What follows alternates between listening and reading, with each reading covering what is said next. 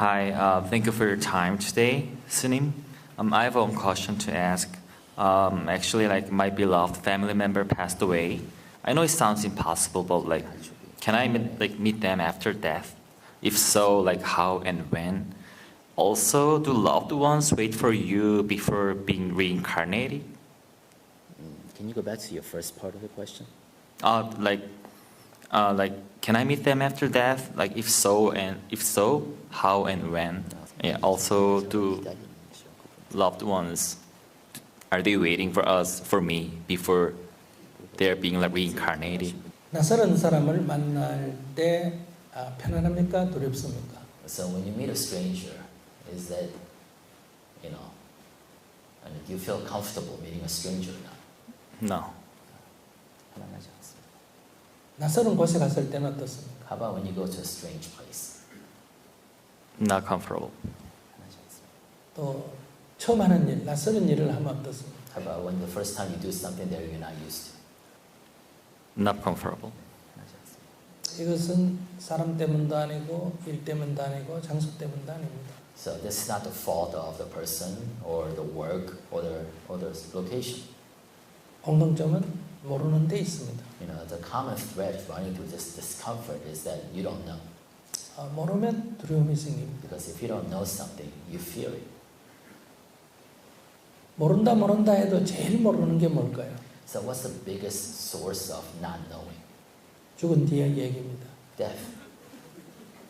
그렇기 때문에 죽음이 가장 두려운 That's why death, we're most afraid of death. 죽음이 두려운 게 아니라 So it's not that we're afraid of death per se. 죽음에 대해서 모르기 때문에 두려운 We're 거예요. afraid because we don't know what happens after death. 부다는 죽음에 대해서 알아버렸기 때문에 Because Buddha knew death, 그런 죽음에 대해서 아무런 두려움이 he 없었어요. no longer held any fear of death. 그러나 우리는 죽음에 대해서 잘 모릅니다. But we don't know too much about death. 그래서 두려움이 큽니다. That's why our fear of death is so large. 그러면 이 두려움을 우리가 벗어나야 되잖아요. So we want to escape that fear. 그러면 어떨 때 두려움이 적었냐를 생각해 보세요. So let's think how to best reduce that fear.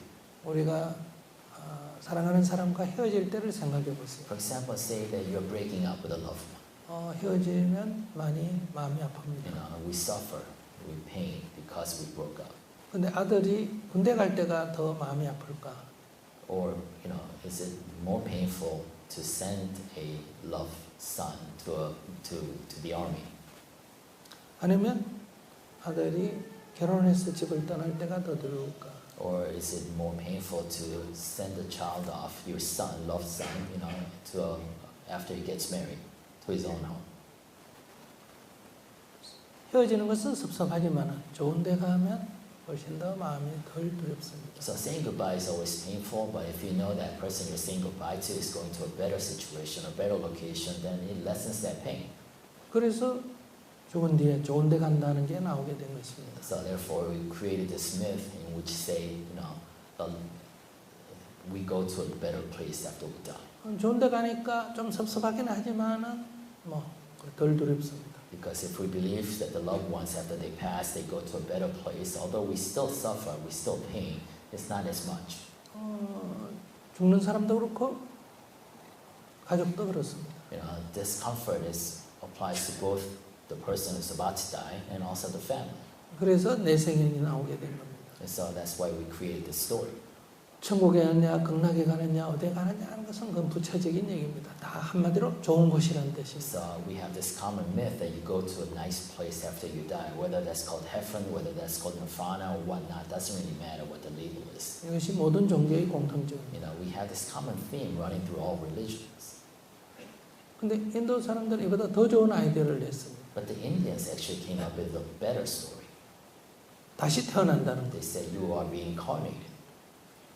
좋은 데 가더라도 천국에 가버리면 못 만나잖아요. Because if you go to a good place, whether it's, even though it's heaven, you can no longer see your loved ones. 그러나 이 사람은 다시 태어나니까 만날 수 있잖아요. But if you're reborn, then you can meet them again. 그렇기 때문에 죽음을 별로 두려워하지 않습니다. So they're not as afraid of death then. 곧 올 건데. Because they're going to come back. 우리가 헤어질 때 내일 만날 걸 약속하면 헤어짐이 덜 섭섭하잖아요. So basically you're saying goodbyes, but I'll see you again tomorrow. In that case, a goodbye is not as painful. 이것이 환생에 대한 얘기입니다. So that's the story about reincarnation. 이런 것이 진짜냐 하는 문제입니다. So the question becomes, is this fact? Is this true?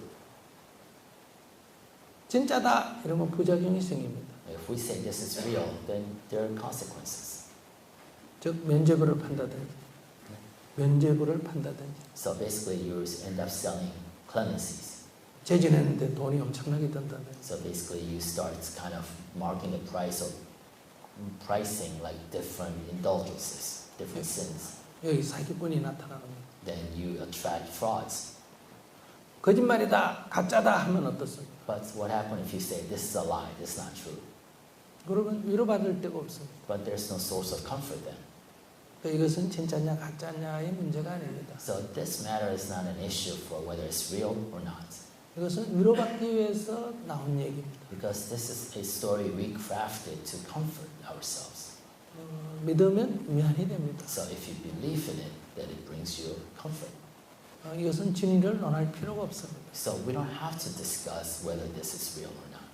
자기는 이거 진위를 지금 논하고 있습니다. So your question has to do whether this is real. That's what you're asking me. 진위를 논할 필요가 없고 진위를 논할 수도 없는 것을 지금 진위를 논하고 있는 거예요. So basically asking me a question about whether something is real or not, that we should not, it's not really subject to that kind of analysis or to that kind of question. 그러니까 근본적으로 진위를 논할 수 없는 것을 진짜라고 하고 그 다음 질문을 하기 때문에 이거는 의미가 없는 겁니다. So the question becomes meaningless because you're asking whether something is real or not on something that we cannot really determine whether it's real or not. 그건 믿는 사람에게 물어야 합니다. Because you have to ask a believer this question. 그럼 믿으니까 뭐 다음을 알겠죠. And so if you believe, then you can go on from there. 나는 그런 것을 믿지도 않고 믿지 않지도 않습니다. So I neither believe in these stories nor not believe in these stories. 그냥 그런 얘기를 이해합니다. I just kind of understand the need for such narratives, 나는 그들에게 맞춰줍니다. and I cater to people's needs. 그렇게 믿고 있구나. So I say, okay, you believe in this. 그렇게 믿지 않고 있구나. Or I say that you don't believe in this, 그렇게 그냥 바라볼 뿐입니다. and I just observe that. Thank you so much. That helps me understand. Thank you.